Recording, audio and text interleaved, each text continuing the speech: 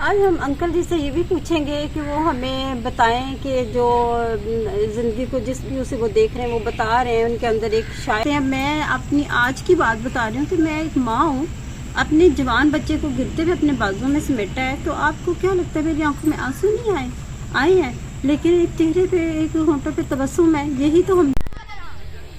अस्सलाम वालेकुम dear viewers, हमेशा खुश रहें, आबाद रहें और सलामत रहें।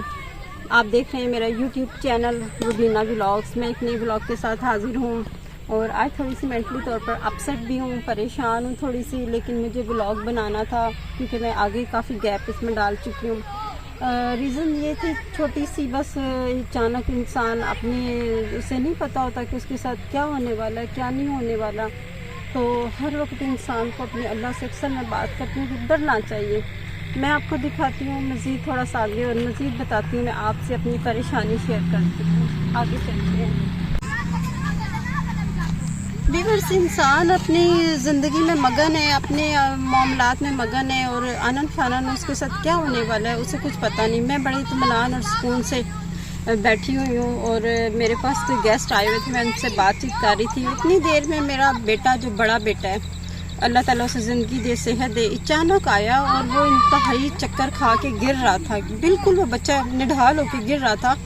तो मैं एकदम दौड़ी हूँ, मैंने कहा क्या हुआ? बस उसने मुझे इतना कहा, मैं ऊपर से गिर गया हूँ और मेरे सर पे चोट आई है। और वो बच्चा ऐसे, मैंने अपने बाजू आगे करके उसको मैंने अपने साथ लगा लिया। मैंने कहा कुछ नहीं होता मेरा बेटा, कुछ नहीं होता। उस वक्त मैंने अपने हवास मुकम्मल कायम रखे और मैंने इस परेशानी में मुकम्मल तौर पे मैंने उस बच्चे को, उसने कहा मेरे सर में लग गई है और मैंने ये नहीं सोचा कि कितनी लगी है, बस मैंने उसको पकड़ के अपने साथ लगा लिया और मैंने फिर उसको चेयर पे बैठाया और मैंने कहा बस कुछ नहीं होता, अल्लाह पे भरोसा रखो, कुछ नहीं होता। मुझे अल्लाह पे इतना यकीन और भरोसा था कि अल्लाह करम करेगा, ये परेशानी मेरी अल्लाह टालेगा। ये कोई तकरीबन 2 घंटे पहले की बात बता रही हूँ।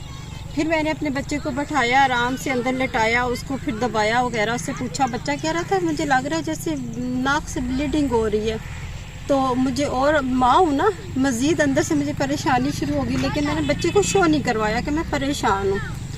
मैंने उससे कहा नहीं बेटा कुछ भी नहीं, बिल्कुल आपको कुछ नहीं हुआ। फिर मैंने इत्मीनान से उस बच्चे को मुकम्मल तसल्ली दी और उसको तकलीफ़ हो रही थी, उसके सीने में, चेस्ट में लगी थी, कंधे पे लगी थी, सर पे लगी थी और उसको काफ़ी दर्द हो रही थी, पेन हो रही थी। बहरहाल उनके पापा भी आ गए, हम लोग सारे फिर इकट्ठे हो गए, सारी फैमिली।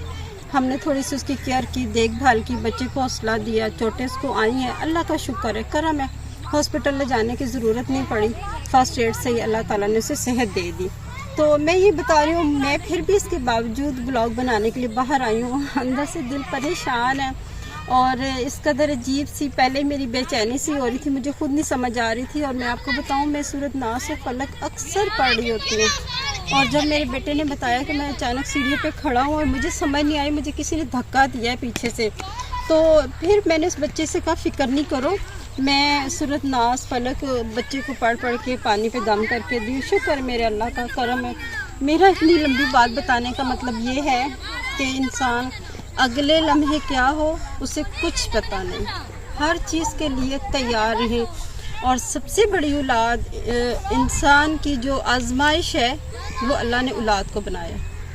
जी डियर व्यूअर्स, हम आए हैं यहाँ पे, आपको शायद याद होगा, यहाँ हमने कुकिंग की थी बहुत ज़बरदस्त। हमने यहाँ पे खाना शाना बनाया था, वो शाम हो चुकी थी, अंधेरा था। अब हम दिन की रोशनी में आए और आपको एक बहुत ख़ास पर्सनैलिटी, अपने अंकल जी से मुलाकात करवाती हूँ और हम बात करते हैं उनसे और हमें पता चलेगा उनकी ज़िंदगी की कुछ ख़ास बातें, कुछ एक्सपीरियंस, वो ज़िंदगी को किस व्यू से देखते हैं।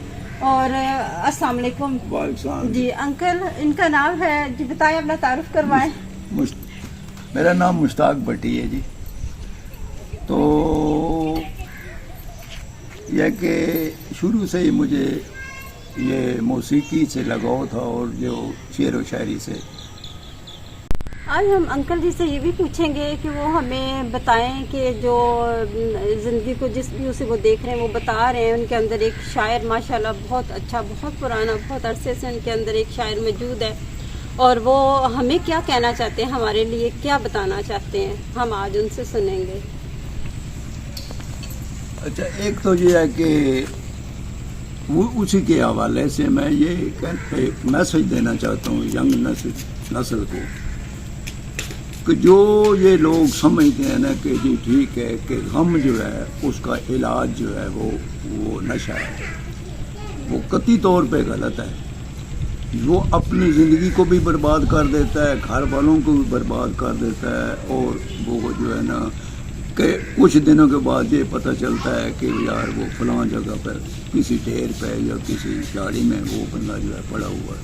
تو اس کے لیے بھی ایک میں نے شعر لکھا ہے کہ علاج ہے غم بلاون دا، علاج ہے غم بلاون دا، میں خانہ ڈیرا لا بیٹھے، سجن بھولیا نہ غم ٹلیا، ایویں داغ لا بیٹھے. تو یہ ان کے لیے ہے میسج ہے کہ یہ جو ہے نا آپ اپنی زندگی برباد کرتے ہیں، آپ ہمت کریں، کرج کریں. انسان کا کام کیا ہے؟ انسان کو جو ہے کچھ پانے کے لیے اس کو جو ہے نا سیکریفائز کرنا پڑتا ہے. تو اس کے لیے جو ہے آپ اس کا حل سوچیں. میں آپ کو یہ بتاتا ہوں کہ میں کون سا بندہ ہے جس کو وہ سوچتا نہیں ہے، کسی کو غم نہیں ہے یا کسی کا مسئلہ نہیں ہے. تو جو میرا اپنا پسندیدہ شعر ہے. ایک چیز ہوتی ہے، ہر کوئی بھی کسی کو چیز ہے وہ اس کو سنبھال کے رکھتا ہے. تو ایک چیز ہوتی ہے جو کسی مخصوص بندے کے لیے بچا کے رکھی جاتی ہے. تو اس کے لیے ایک شعر یہ ہے جی کہ وہ جو میں نے بچا کے رکھا تھا، وہ جو میں نے بچا کے رکھا تھا، وہ تبسم آنسوؤں میں ڈال گیا. بہت پیارا شعر ہے، صحیح کہہ رہے ہیں. انسان کے دل کی کیفیت بھی یہی ہے کہ تبسم ہی سمجھ لیں. جب ہم لوگوں کے سامنے ہنس رہے ہوتے ہیں، میں اپنی آج کی بات بتا رہی ہوں کہ میں ایک ماں ہوں، اپنے جوان بچے کو گرتے ہوئے اپنے بازوں میں سمیٹا ہے، تو آپ کو کیا لگتا ہے میری آنکھوں میں آنسو نہیں آئے ہیں، لیکن ایک چہرے پہ، ایک ہونٹوں پہ تبسم ہے. یہی تو ہم دنیا کو دکھا رہے ہوتے ہیں، اور اندر کے راز اللہ جانتا ہے. اسی لیے مطلب کہتے ہیں کہ اللہ شاہ رب سے زیادہ قریب ہے، کیونکہ اللہ دلوں کے راز جانتا ہے. بندہ کے لوگوں کے سامنے ہم کچھ اور دکھا رہے ہوتے ہیں، لیکن اندر سے جو ہماری کیفیت ہے وہ تو اللہ خوب جانتا ہے. آپ بتائیں آنٹی کے بارے میں کچھ. اچھا، میں اپنے شریک حیات کے بارے میں اتنا ہی کہوں گا کہ پوری زندگی میں سیاہ کیا، سفید کیا، یہ وہ اونچا بولا ہوں، کبھی انہوں نے مجھے آگے سے جواب نہیں دیا. تو پھر کام یہ لمبا ہو جائے گا. اصل میں وہ کوئی قدم میرے قدم کے پیچھے رکھتے تھے، آگے وہ رکھنے کے لیے وہ تیار نہیں.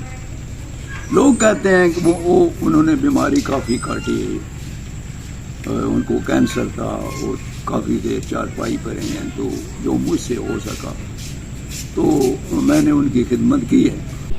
ڈیئر ویورس، ہم آئے ہیں یہاں پہ اور اسپیشلی ہم نے انکل جی سے آپ کی ملاقات کروائی ہے. نیکسٹ انشاءاللہ تعالی ہمارے پاس ٹائم ہوا تو انکل کے ہم اشعار اور جو ان کی فیلنگس ہے، ظاہر ہے کہ جب بھی انسان بوڑھا ہو جاتا ہے تو ہم لوگ کہتے ہیں کہ نہیں اب ان کی کوئی فیلنگس نہیں رہے گی. وہ بہت زیادہ ان کی فیلنگس ہوتی ہیں، وہ سمجھ رہے ہوتے ہیں، محسوس کر رہے ہوتے ہیں، اور اپنے آپ کو زیادہ خاص طور پر تنہائی کا شکار اس وقت محسوس کرتے ہیں جب جیون ساتھی آپ دونوں کی زندگی اچھی گزری ہوتی ہے اور ایک آپ سے بچھڑ جائے، اللہ کے پاس چلا جائے، تب انسان کو اپنی تنہائی زیادہ محسوس ہوتی ہے اور لوگوں کے رویے بھی بڑے محسوس ہوتے ہیں.